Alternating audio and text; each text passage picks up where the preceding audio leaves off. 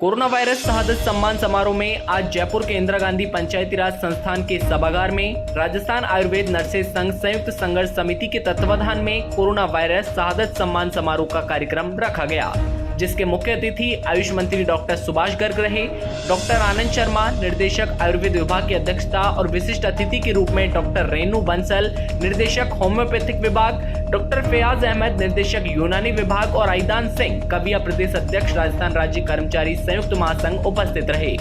जिसमें मुख्य वक्ता के तौर पर doctor Kamalchand Sharma, registrar board of Indian medicine, doctor Piyush Trivedi, मन चिकित्सा विशेषज्ञ डॉक्टर दिनेश चौधरी, होम्योपैथिक चिकित्सा विशेषज्ञ ने वर्तमान परिदृश्य में नवीन चुनौतियों के दृष्टिगत आयुष नर्सेज किस तरह से अपनी समस्याओं में गुणात्मक सुधार करते हुए आमजन को अपनी सेवाओं का लाभ प्रदान कर सकते हैं, इस पर विस्तृत प्रकाश डाला। कोरोना काल में फ्रंट एंड वर्कर के रूप में सेवाएं देते हुए शहादत देने वाले स्वर्गीय दिनेश कुमार शर्मा राजकीय आयुर्वेद औषधालय तो तुहिया भरतपुर की धर्मपत्नी भगवती सारस्वत को संघर्ष समिति की तरफ से आयुष मंत्री महोदय द्वारा शहादत सम्मान पत्र व 1 लाख रुपए की सहायता राशि का चेक प्रदान किया गया। कार्यक्रम में प्रदेश संयोजक गिरिराज प्रसाद शर्मा और धर्मेंद्र फोगाट द्वारा आयुष नर्स की ओर से पुरानी पेंशन योजना लागू करने पर मुख्यमंत्री अशोक गहलोत के नाम का अभिनंदन पत्र आयुष मंत्री को सुपुर्द किया। साथ ही भरतपुर में राजकीय आयुर्वेद बीएससी नर्सिंग महाविद्यालय खोलने की घोषणा करवाने पर आयुष मंत्री का चांदी का मुकुट पहनाकर व अभिनंदन पत्र भेंट कर आभार व्यक्त किया गया। आयोजन समिति के उदय सिंह, राघव भरत सिंह, बांगड़ रतन कुमार, प्रजापत मोहन यदुवंशी, हंसराज गुज्जर, राजेश शर्मा, मोहन गहलोत, धर्मेंद्र शर्मा, शिव कुमार भारद्वाज आदि ने कार्यक्रम को सफल बनाया। शहादत सम्मान समारोह के इस अवसर पर और राजस्थान आयुर्वेद नर्सिंग संयुक्त संघर्ष समिति के तत्वाधान में आयोजित इस कार्यक्रम के अवसर पर उपस्थित महासंघ के प्रदेश अध्यक्ष श्री आईदान सिंह कविया जी, director Ayurveda Anand Sharma ji, director homeopathy Renu Bansal ji,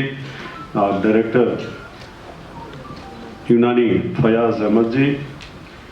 Phogat जी प्रदेश संयोजक, गिरिराज प्रसाद शर्मा जी संयोजक,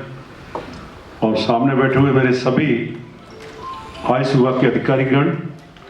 Ayush doctors, Ayush nursing staff, भाई और बहनों, युवा साथियों, मीडिया फ्रेंड्स, सर्वप्रथम तो मैं आपको बधाई देता हूं, शुभकामनाएं देता हूं कि आपका ये कैडर खूब प्रगति करे, उन्नति करे और हमारे माननीय मुख्यमंत्री माननीय श्री अशोक गहलोत जी का जो संकल्प है, निरोगी राजस्थान का जो संकल्प है, उसमें हम सब मिलकर के बढ़ चढ़ करके हिस्सा लेते हुए उस संकल्प को पूरा करें। साथ ही मैं धन्यवाद भी देना चाहूँगा कि मुझे आईदान सिंह कविया जी मेरे से मिले थे, उससे फोगाट भी मेरे से मिले थे और मेरे से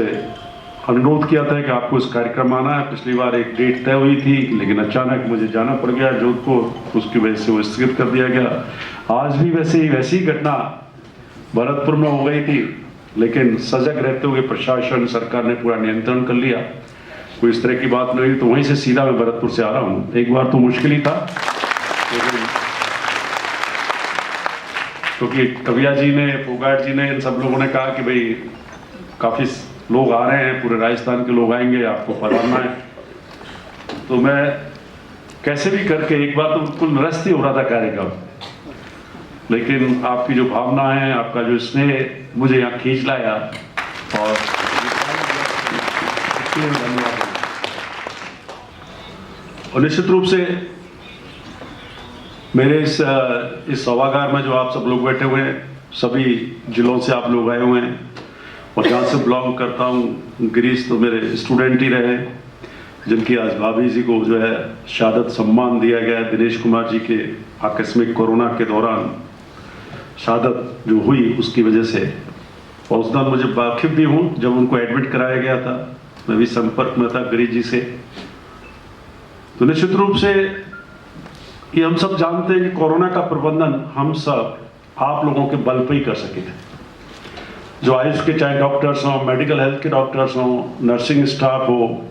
टीचर्स हों, कर्मी हों, लेकिन फ्रंटलाइन वर्कर्स आप ही थे,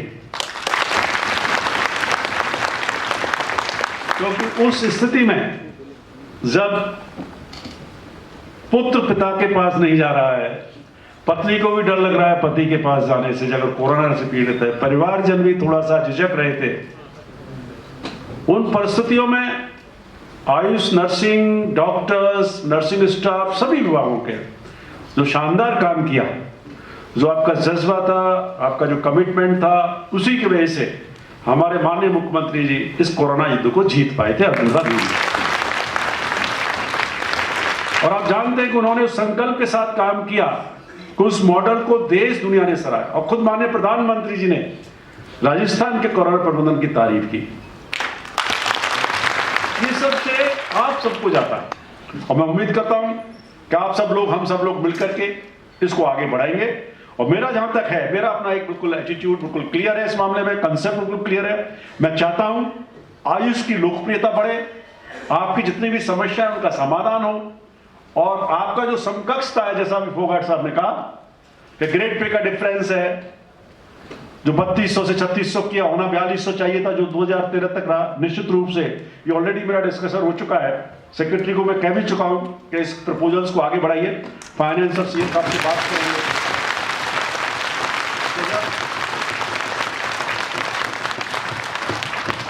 जब ये समकक्षता 2013 तक थी, तो ये समकक्षता क्यों भिन्न हो गई? मेरे हिसाब से उस वक्त कहीं ना कहीं या तो आप लोगों की कमी रही, आपके वकीलों की कमी रही, कोई ना कोई कमी रही जिसकी वजह से वो भिन्नता पैदा हो गई। तो आपको मैं विश्वास दिलाता हूं, इसको जल्दी इसको टेकअप करेंगे, माननीय मुख्यमंत्री से बात करेंगे। दूसरी बात कही आपने कैडर के पदनाम की, ऑफिसर जो मेडिकल, मैं सबसे बड़ा हिमायती था मेडिकल हेल्थ डिपार्टमेंट में, और मैंने खुद फाइल पे लिखा था कि there is no financial implications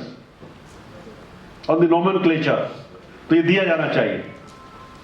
सबसे पहले तो मेडिकल हेल्थ डिपार्टमेंट का स्टेट नर्सिंग कैडर का मैं ही मंत्री था, सबसे पहले इनिशिएट किया था मैंने। बहुत दिनों से इनकी मांग चल रही थी, टाइम जरूर लगा, अब जाके वो कुछ दिन पहले उसका नोटिफिकेशन जारी हो गया। आप निश्चित रखिए, विश्वास रखिए, मेरा प्रयास है, और मैं आए भी थे मेरे पास लोग, मैंने कह भी दिया था, विभाग को भी कहा है कि इसको समकक्षता प्रदान करने की फाइल चलाएं कि नर्सिंग ऑफिसर जो गवर्नमेंट ऑफ इंडिया का नोमेनक्लेचर अगर है तो निश्चित रूप से राजस्थान में भी हम इसको कराएंगे। ये मेरा बात है।